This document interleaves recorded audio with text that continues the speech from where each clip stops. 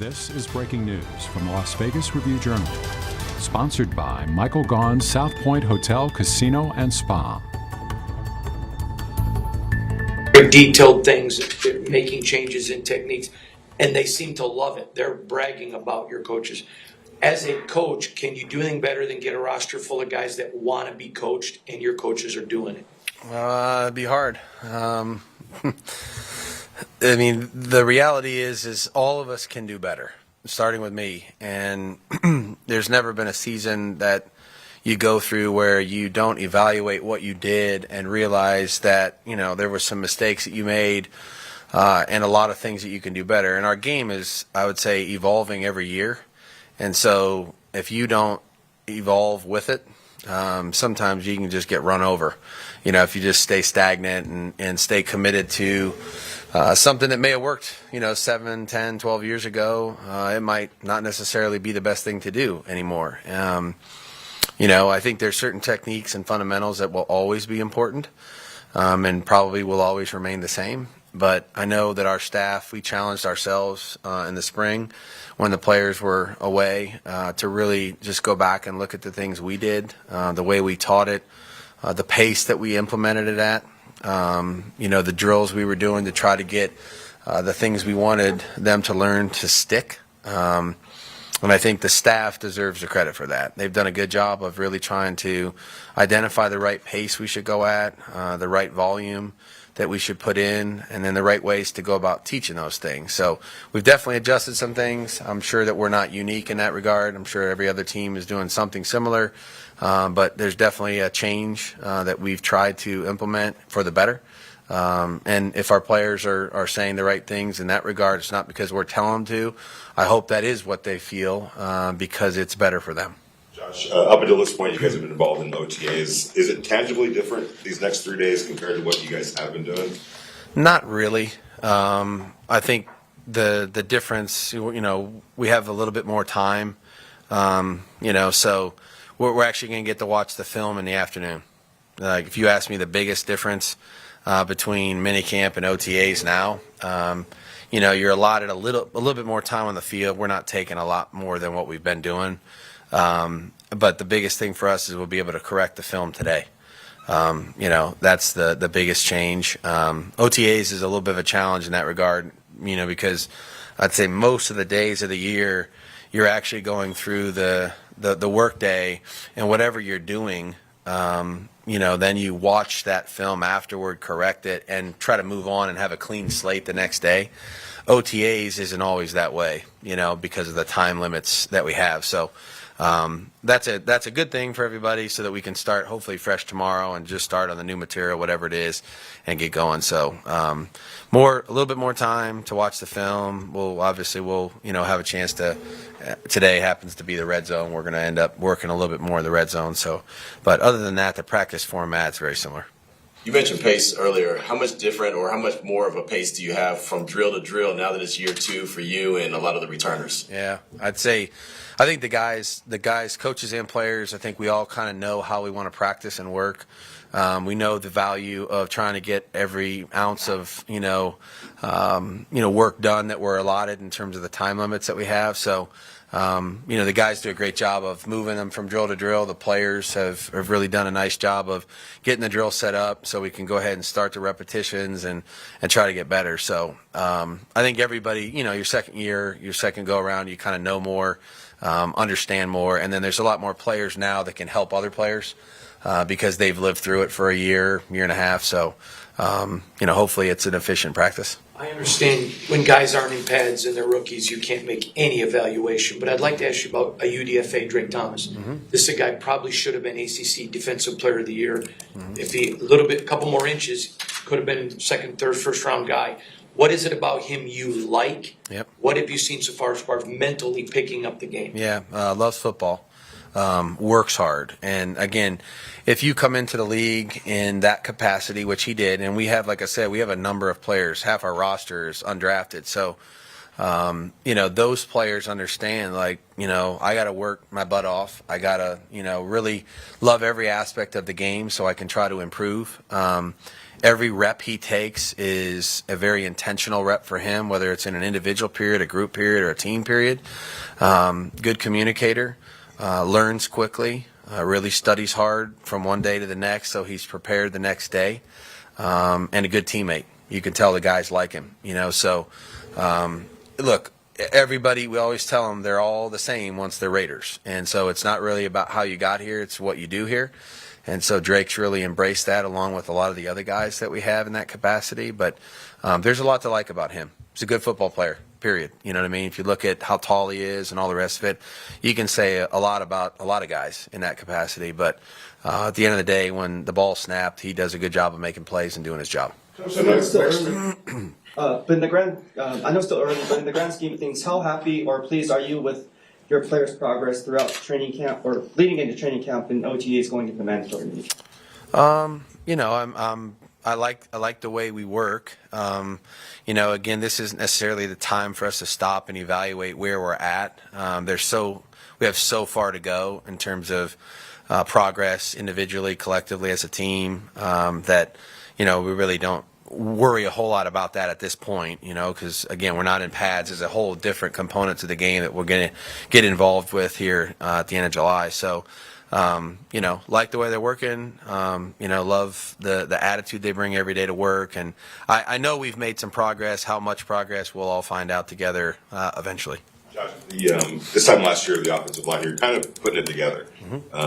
It feels like it's a little bit more stable at this point. Do you feel that group is a little bit further ahead of where it was last year? I think they know more as a group. If you talk to them, a lot of the guys are returning. So they have an ability. Again, we talked about this last week. Improvement doesn't necessarily come through acquisition. Our jobs as coaches are to improve the players each day. And so I think as a unit, as a group, those guys, their communication's improved. Their overall understanding of what's being asked of them has improved.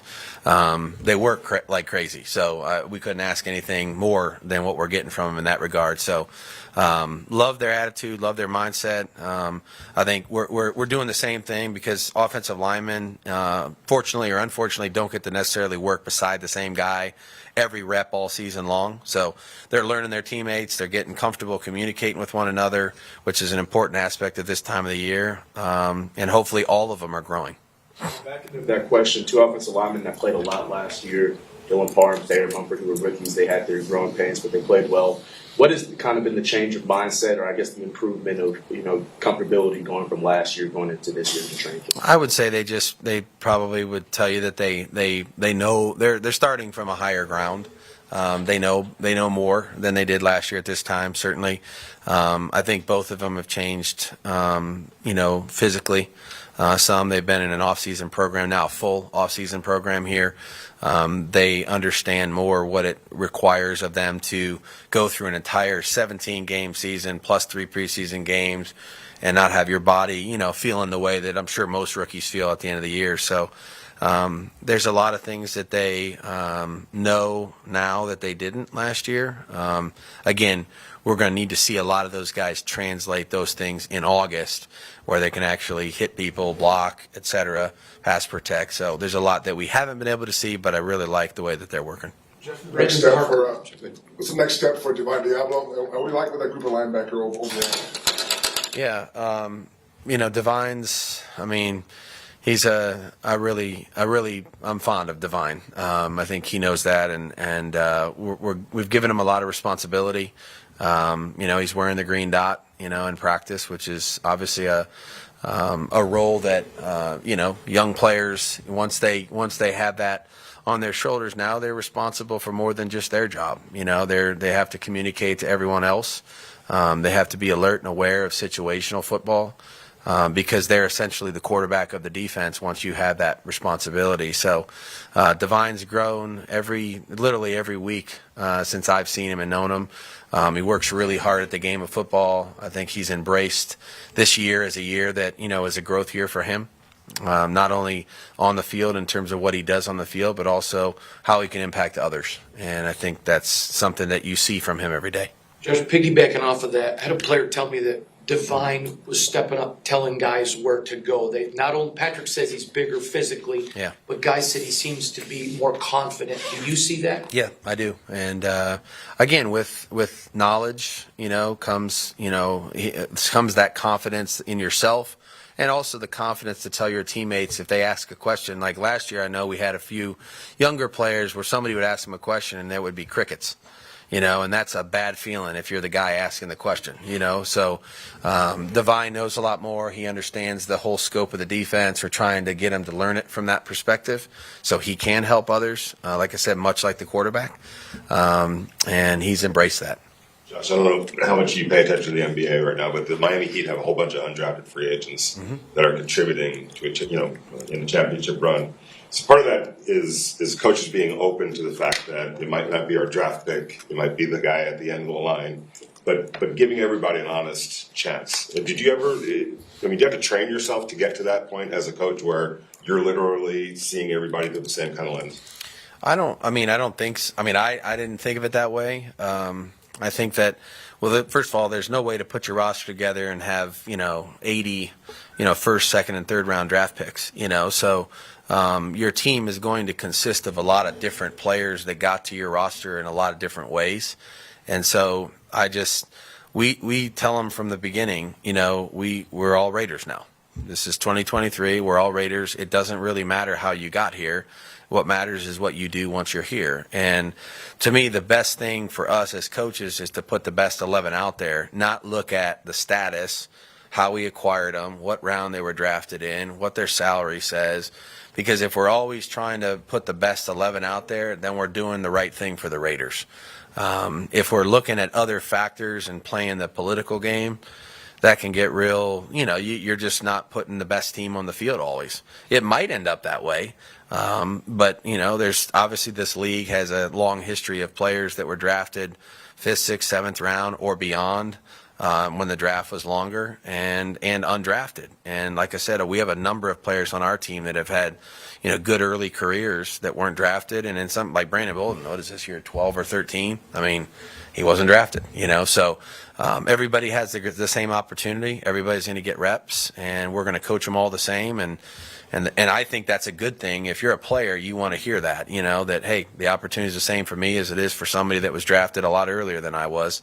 And hopefully we do the right thing and pick the right players. Josh, with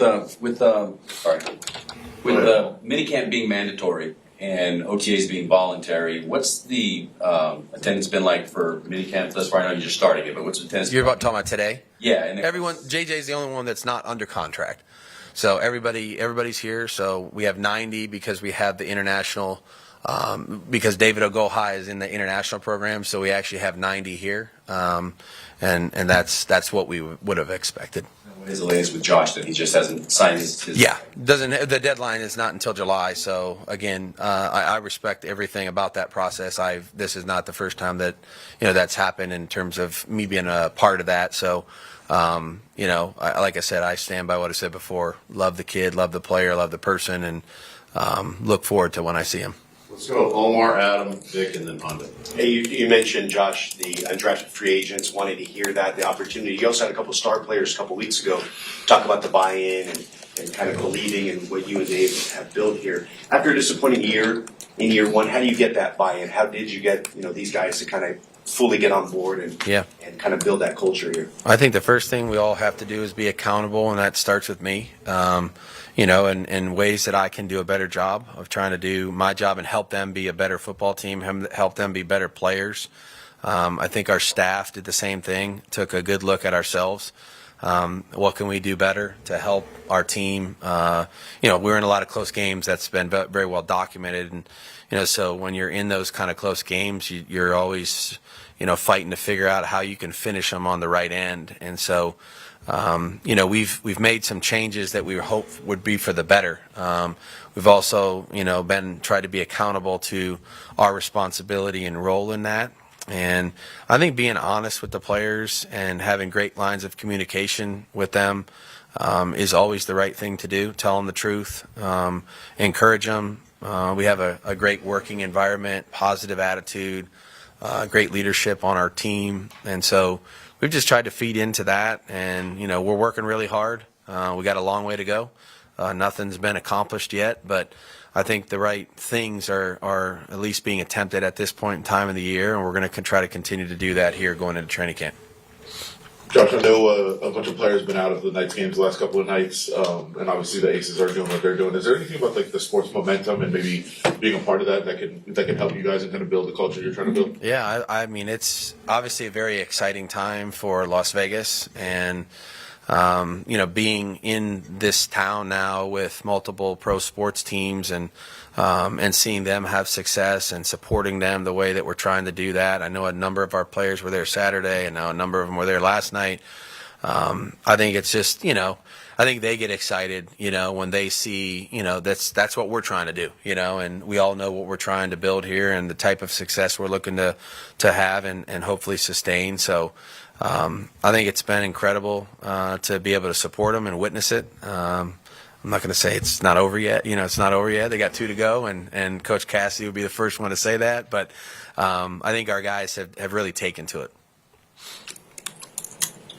I was asking about Tyler Hall. What do you see from him from last year, this year, and improvements, I guess? Again, Tyler was a guy we got a little later, and so, being able to be here and understand the entire offseason, the defense in its entirety, really have an opportunity to experience every day in the offseason, I think is great for young players. Tyler is very diligent. He works really hard. He's smart. He knows his job. He knows really how his job fits in the whole entire context of the team. Very competitive. As you saw last year, when he got in there, like he made an impact right away in certain ways. And I expect nothing different this year. He's a very competitive player that made an impact for us on our roster last year, and I'm excited to see what he can do this year. Josh, Brandon Parker is a guy you didn't get to use last year, but you've kept him around for a reason. Will you talk about what you saw in him that made you believe in him to keep him? Yep. And maybe what you've seen through OTAs, granted no pads, but just what you see. Yep, first of all, he's a great human being, and these are the kind of guys you want to have in your locker room. They help everybody. He works his butt off. He sets a great example for others. He's improved significantly in his own ways in the weight room this off season, which is a tribute to him and the type of work ethic that he has. And came back from the injury last year, which took a while, for an offensive lineman to do that, and then really has had an impressive off season. Very unselfish, understands like tackles. We use them both at left and right. Just to give him, the opportunity to compete at all those spots, and embraces his role, embraces his opportunities, helps his teammates, communicates well with others. Just a good pro, and it was unfortunate that happened last year because we were right kind of starting the competition, if you will, but excited for Brandon to have an opportunity to insert himself in there and see where it goes. Great. Thank you, Coach. Thanks, Yep, man. you got it. Okay, thank you.